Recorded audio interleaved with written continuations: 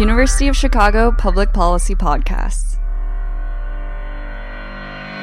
Under orders from the Secretary of Defense, women can now try out for all combat jobs in all services. We turn now to what some military officials call an enduring and pressing emergency, the rise in veteran suicides. But more than a dozen current and former cadets have told CBS News they reported their sexual assaults to the Air Force Academy only to then experience retaliation. Don't ask, don't tell is history, but there's still plenty to talk about. Hello and welcome back to Thank You for Your Service, a hard look at American civil military affairs from the University of Chicago Public Policy Podcasts.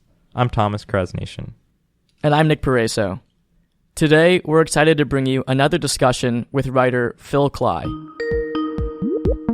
Hello. Hey Phil, how are you? Good, how are you? We're good. Hey, good to talk to you again. Yeah, good to talk to you. Yeah. Some of you may remember Phil from our Season 1 episode on America's moral contract with its military. But for those that don't, Phil is a former Marine who deployed to Iraq from 2007 to 2008 as a public affairs officer. Upon returning home, he began writing about his war experience, earning critical acclaim. In 2014, Phil won the National Book Award for his book, Redeployment. Before we get into the interview, we should note any of the opinions expressed here do not necessarily represent the official positions of the Department of Defense or the U.S. government. And this episode does contain explicit language and discussion of suicide. Last November, Phil published a piece in the New York Times entitled The Soldiers We Leave Behind. In it, Phil writes about the plight of Iraqi nationals who worked as translators for the U.S. military and who are now seeking special immigrant visas to the United States. The Special Immigrant Visa Program was enacted by Congress in 2006 to enable certain Iraqi and Afghan people who had worked on behalf of the U.S. government, usually as translators or interpreters, in our wars overseas. As Phil describes it, the program's purpose was, quote, to prove that America was a trustworthy partner in the complex wars we're currently fighting. Phil writes that interpreters are essential links between American soldiers and the local troops they train, the neighborhoods they patrol, and the intelligence sources they depend on. And unfortunately, thousands of people who served alongside our military in Iraq and Afghanistan still languish in the immense backlog, unable to be admitted to the U.S. for various administrative and political reasons. Meanwhile, many of them live in fear, forced to keep their backgrounds as former translators secret even from their closest family and friends. But more on that later. We began this discussion with a different story, which Phil also tells in his essay, about a man who lived and died almost 100 years ago. His name was Charles White Whittlesey. The fact that, we have drastically slow-walked the ability of people who literally served in combat with U.S. forces to come to the United States, despite the fact that their lives are under threat, seems tied into a kind of broader history, especially one that emerges during wartime, of particular kind of nativist strands of American identity that are sort of ugly and rear their head and seem sort of diametrically opposed to the best of what we have to offer as a country. That led me to this story of Charles White Whittlesey. Charles Whittlesey was an army officer who led soldiers in the bloody Meuse-Argonne offensive in World War I. He served with the Melting Pot Division, a group of soldiers largely comprised of immigrant Americans who were still trying to earn full recognition as citizens back home. Whittlesey saw the immense sacrifice of these men during the war, only to later see them discriminated against and abused upon their return. Whittlesey goes over with this battalion in the Melting Pot Division, right? And he is part of this push in the Meuse-Argonne front. And they're sort of pushing ahead. The American troops are relatively inexperienced, and their flanks are getting more and more exposed. He actually raises concerns about this and is told that his concerns are nonsense. And then during one of these pushes, his unit goes far ahead. They get encircled by the more experienced Germans. And then they're just in this little pocket. They don't have good cover. They have to sort of crawl through an area where they're exposed to fire in order to even get water. They run out of supplies. The Germans continually try and overrun their position. They're literally stripping bandages from the dead to apply to the freshly wounded because they have, no more bandages left. Whittlesey kind of keeps calm, keeps refusing German demands for surrender, and he holds out for 5 days. He goes in with 554 men, and by the time friendly units reach him, 360 of those are either dead, missing, or injured. And they become instant heroes, right? It's just this amazing story of endurance. And so they bring him in on kind of publicity tours, right? So 2 months after he has this intensely harrowing experience, he's at the Armory in New York, introduced, as the epitome of a Christian soldier by the Secretary of the Treasury to try and convince people to buy war bonds. And he gives a speech to the crowd because he's this kind of, believer in sort of universal values and opposed to the kind of divisions between men, where he tells the crowd, our troops aren't going to come back hating Germans. In fact, if they saw the Kaiser on the side of the road, they might share a cigarette with with him. And the newspaper accounts are just silence greeted this portion of the address, right?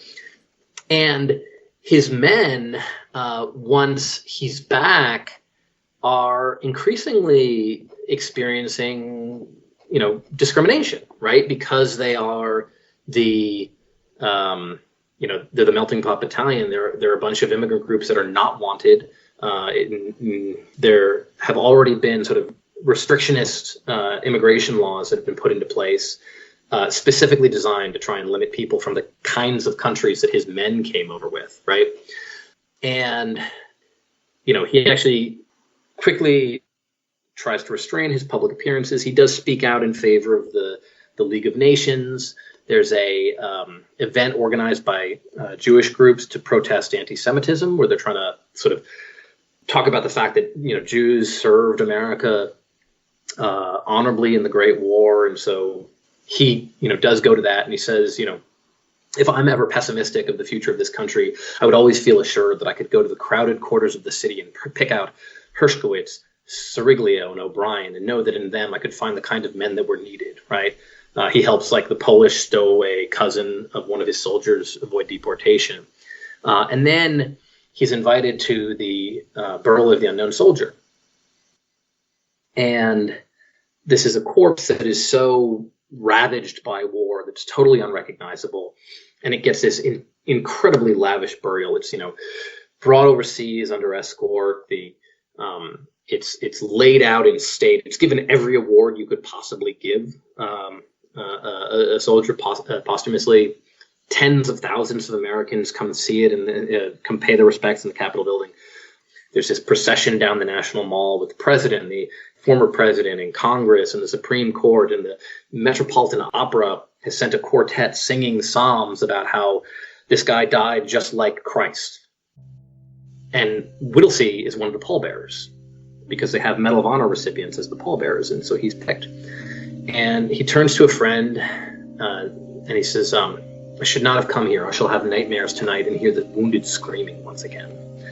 And then after that event, which is November 11th, 1921, which is the same year of sort of the Emergency Quota Act, which is kind of like a landmark act in terms of immigration restrictionism. He organizes everything, in his life. He meets with friends, draws up a new will, arranges his legal cases with instructions as to, how to deal with them, boards the ship for Havana, and then jumps from the deck and disappears beneath the waves.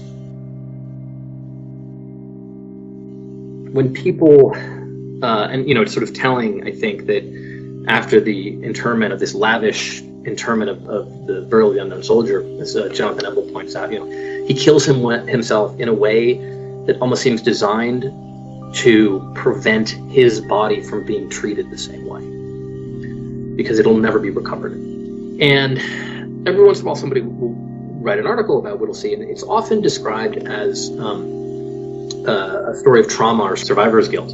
But it also seems related to the kind of, I think, moral climate of the post-war era. I mean, I think, and obviously some of those things are present, but I don't think you can divorce how he was feeling at the time from the fact that sort of every hope that he had for what kind of country America could be was being shredded in the post-war era in terms of how America was behaving, and how America was behaving even to his own veterans who didn't fit into the sort of image of an American veteran that people would like to see. So there's the ideals that he was clearly deeply invested in, that a lot of, the soldiers believed in or were told they were fighting for, versus a very kind of narrow, racist, nativist, resurgent American politics that has a very empty, honestly, notion of what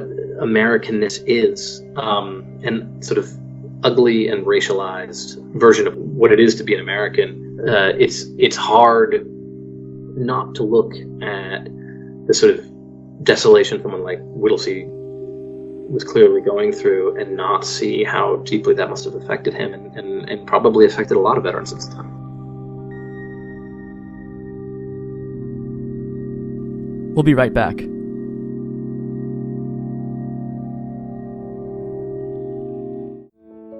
Chicago, the Windy City, the city of broad shoulders, the second city, is complicated.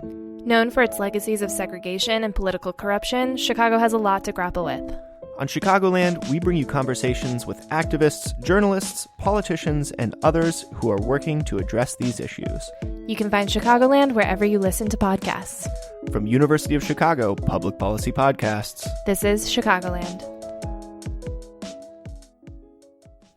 Soldiers from the World War I Melting Pot Division were far from the only veterans to experience racial and ethnic discrimination, even violence, after their military service.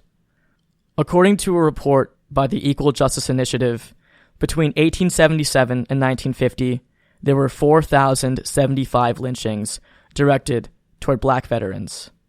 The report, titled Lynching in America, argues that, quote, no one was more at risk of experiencing violence and targeted racial terror than black veterans. In Phil's New York Times essay, he writes about, and I'm quoting here, Private Charles Lewis, arrested while in uniform, beaten by a mob, lynched and left swinging from a blood-soaked rope on December 15, 1918, little more than a month after the armistice. Wilbur Little, arrested for wearing his military uniform for too long, beaten to death in Blakely, Georgia. Bud Johnson, chained to a stake in Pace, Florida, was reported to have said, "Would that I had died in Germany, rather than come back here and die by the hand of the people I was protecting, then burned alive." There's a long-standing tradition in American history of using military service as a vehicle to achieve recognition as a citizen, as a member of the Republic. But what the historical record shows is that white supremacists in America often terrorized and murdered black veterans, not in spite of their military service, but because of it. Of course, this topic deserves much more time and attention than we're giving it here. But we wanted to include Phil's perspective on the broader questions surrounding race, citizenship, and military service. So there are the rights of citizenship, about which we talk a lot, and then there are also the duties of citizenship, right? And they're intertwined. And so, there's no more sort of challenging duty, or certainly, there's no duty more universally recognized as being kind of ultimate expression of patriotism and citizenship than service in war. And so, there's a kind of long history of people fighting for rights and using their service as a claim on rights, right? So, this goes back to the beginning of the nation. So, I think of during the Revolutionary War, some Black Americans serving with the Revolutionary Army who were signing up with names like Freeman and Liberty, right, as their last names. During the Civil War, one congressman warned that allowing black soldiers